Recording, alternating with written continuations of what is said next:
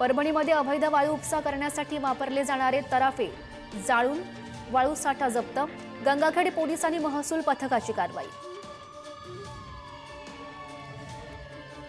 जालन्यामध्ये मांजराची विक्री करणारा एक जण पोलिसांच्या ताब्यात। गुन्हे शाखेच्या पथकाची कारवाई। आरोपीच्या ताब्यातून 1400 रुपयांचा मांजा जप्त। आणखी काही विक्रेते पोलिसांच्या रडारवर।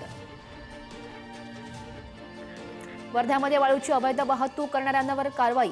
विना नंबरचा ट्रॅक्टर ट्रॉली वाळू साठ्यासह 6,59,000 रुपयांचा मुद्देमाल जप्त। पोलिसांची कारवाई। सांगलीच्या वाळवा तालुक्यातील ताकारीमध्ये ब्रेकरच्या सहाय्याने सराफ पेढीची भिंत फोडून चोरी। सोने चांदीच्या दागिन्यांसह रोकड असा 9.5 लाखांचा मुद्देमाल। यामध्ये लंपास। सांगलीच्या वाघवाडी फाटा भागात सुरू असणाऱ्या कुंटणखान्यावर पोलिसांचा छापा। कारवाईमध्ये दोघांना अटक तर एका तरुणीची सुटका।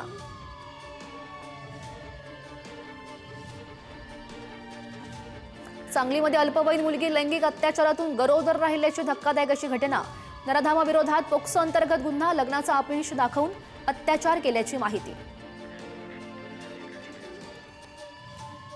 बजरंग दलाच्या कार्यकर्त्यांनी पकडला सांगलीच्या मिरजमधील बेडक येथे जनावरांच्या हाडांची वाहतूक करणारा टेम्पो। संतप्त कार्यकर्त्यांकडून टेम्पोची तोडफोड। मिरज ग्रामीण पोलिसांकडून अधिकचा तपास सुरू।